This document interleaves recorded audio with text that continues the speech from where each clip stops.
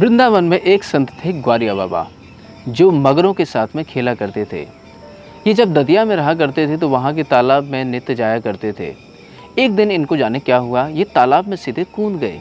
तालाब में कूदने के बाद घड़ियालों के साथ, मगरों के साथ में खेलने लग गए। पहरेदारों ने बहुत रोका, अरे मर जाओगे, वहाँ से बाहर आओ। इन्होंने पहरेदारों की एक ना सुनी, घंटों तक वहाँ खेलते रहे मगरों के साथ। जब बाहर निकले तो पहरेदार इनको पकड़ कर राजा के पास ले आए। राजा इनको दंडित करने लगे कि अरे मूर्ख, तू वहाँ मरने के लिए क्यों गया था?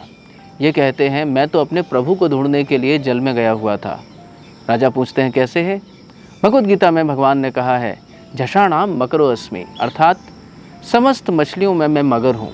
तो मानो इसी भावना से भगवान को खोजते हुए ये जल के भीतर मगरों के बीच पहुँच गए कि हो सकता है मेरे श्याम सुंदर, मेरे कृष्ण मगर के रूप में मुझे दिख जाएं। ऐसे थे दिव्य ग्वारिया बाबा। ग्वारिया बाबा 16 वर्ष की आयु में विवाहित हुए। जब इनकी पत्नी को प्रसव की वेदना हुई तो पत्नी की प्रसव वेदना देख के इनके हृदय में बड़ा वैराग्य हो गया कि हाय, जीव को इतना कष्ट पाना पड़ता है क्या? तभी उन्होंने अपने मन में ठान लिया कि अब मैं संसार बंधन में नहीं फंसूंगा, अब तो मैं सीधे वृंदावन जाऊंगा। और उसी रात्रि में, जिस दिन उनको पुत्र रत्न की प्राप्ति हुई थी, उसी रात्रि में वृंदावन के लिए निकल पड़े। फिर उसके बाद फिर कभी वापस दतिया में अपने घर कभी नहीं आए और आजीवन वृंदावन में ही रहे। इस प्रकार से पता चलता है कि ग्वारिया बाबा कितने दिव्य संत थे कि उनको संसार की आसक्ति थी ही नहीं, और वो भी अपने पुत्र की उत्पत्ति के समय ही उनको इस संसार से वैराग्य हो गया। तो उनकी दिव्यता का पता चलता है। ग्वारिया बाबा वृंदावन में रहते हुए सघन साधना करने लगे। वो हर जगह वृंदावन में कृष्ण को ढूंढते, कभी गोकुल जाकर, कभी गोवर्धन जाकर, कभी बरसाना जाकर, हमेशा कृष्ण की स्मृति करते रहते, हमेशा अपने यार का नाम जप करते रहते। जब बहुत दिनों तक उनको भगवान कृष्ण की स्मृति भी नहीं हुई, भगवान के दर्शन भी नहीं हुए, तब उनको लगा कि हाय, ये तो छलिया है, ये लगता है कृपा नहीं करेगा। मैंने तो ऐसे ही सुना था कि ये तो दयालु है, कृपालु है। कोई एक व्यक्ति इनकी तरफ एक कदम बढ़ाता है तो ये 1000 कदम उसकी तरफ बढ़ाते हैं। अरे रहने दो, इसकी भक्ति करने से कोई लाभ नहीं है। इन्होंने भक्ति करना छोड़ दिया। सभी को कहने लगे, अरे कृष्ण की भक्ति करने से कोई लाभ नहीं है, ये तो छलिया है, केवल गोपियों के साथ हुड़दंग मचाता रहता है, इनको मुझे हमारी कहाँ पड़ी है, हम भक्तों की। इस प्रकार से जब दुष्प्रचार करने लगे, कृष्ण से नहीं रहा गया। कृष्ण को इनको दर्शन देने के लिए आना ही पड़ा।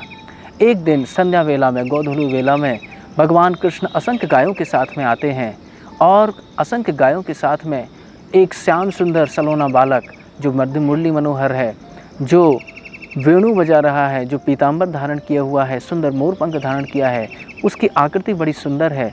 इस तरीके से उन्होंने भगवान कृष्ण का दर्शन किया। देखते ही समझ गए कि ये तो मेरा यार है, यही मेरा मित्र है, ये तो मेरा सखा कृष्ण ही है।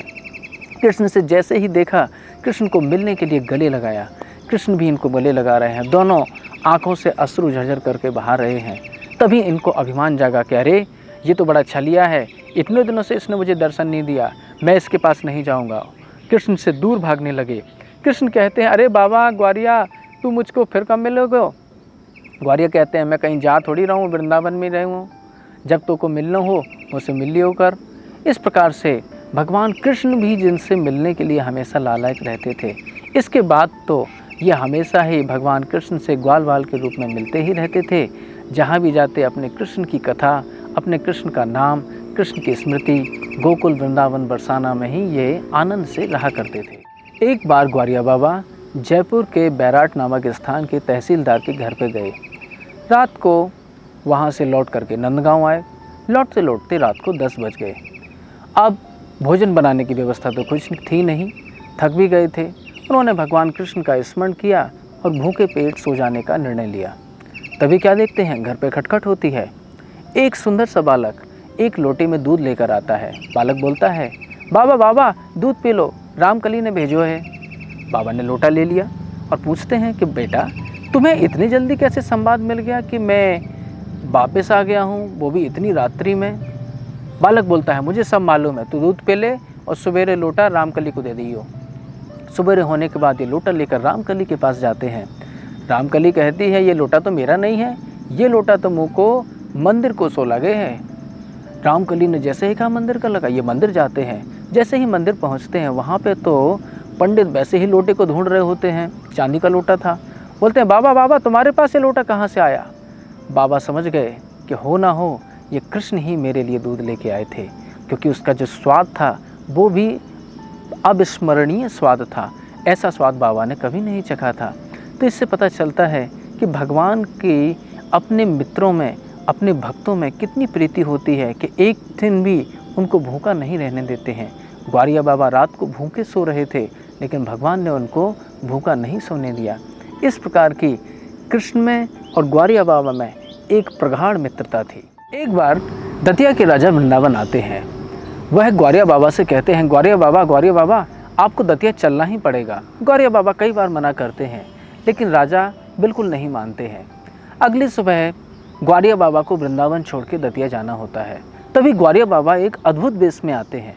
ग्वारिया बाबा गधे के ऊपर मुंह पे कालिक पोते हुए और गले में जूतों की माला पहने हुए आते हैं। राजा ने जब ऐसा वेश में ग्वारिया बाबा को देखा, राजा तो एकदम आश्चर्य में पड़ गए कि ग्वारिया बाबा को क्या हुआ है। ग्वारिया बाबा बोलते हैं कि देखो, जो वृंदावन आके वापस जाने की बात सोचे उसकी तो यही गति होती है। राजा को बड़ा दुख लगा। राजा ने कहा कि जो ब्रजनिष्ठ संत हैं उनको कभी भी वृंदावन से बाहर नहीं ले जाना चाहिए। एक बार ग्वारिया बाबा नंदगांव की होली देखने के लिए जाते हैं। तभी जब होली देखने के लिए गए थे तो क्या देखते हैं कि वहाँ पे सुंदर सुंदर राधा कृष्ण के जो नाटक करने वाले पात्र हैं उनको उन्होंने देखा। उनको देखते ही उनको राधा कृष्ण की स्मृति हो आई। उन्होंने तुरंत दुकान से 5 किलो गुलाब जामुन और बहुत सारे पपीते खरीदे। उन दोनों स्वरूपों को, राधा कृष्ण बने हुए बालकों को अपनी गोद में बिठाते हैं और हंडी में से गुलाब जामुन निकाल के उनको खिलाते जाते हैं। दोनों स्वरूपों ने 40 गुलाब जामुन खा लिए, बाद में चले गए। अगले दिन फिर से ग्वारिया बाबा नाटक देखने के लिए आते हैं। जैसे ही नाटक देखने के लिए आए तो कहते हैं कि देखो, इन 2 स्वरूपों को तो मैं कल ही खिला चुका हूँ, बाकी लोगों को मैं खिलाता हूँ। वो दोनों स्वरूप बोलते हैं कि बाबा रहने दे, तो को नहीं खिलाने होए तो मत खिला। ऐसो का झूठ बोले कि हम खिला चुके हैं, हमने कोई नहीं खाए। बाबा बोलते, अरे इन दोनों के सामने तुमने खाए थे, कैसे झूठ बोल सकते हो। तब नाटक मंडली वाले बोलते हैं कि नहीं, ये तो कल दिन भर हमारे साथ में ही थे, कहीं नहीं गए थे। बाबा की तो आंखें टपडबाएं। बाबा को लगा कि ये तो मेरे छलिया कृष्ण ही आए थे कि जो इन स्वरूपों को, इन नाटक मंडली के पात्रों का आकार लेकर आए थे और मेरे हाथों से सुंदर सुंदर गुलाब जामुन खा गए थे। इस प्रकार से भगवान कृष्ण ग्वारिया बाबा के साथ में हमेशा ही लीला किया करते रहते थे। उनके सामने भी आते थे और उनके हाथ से खाते भी थे। हरे कृष्णा।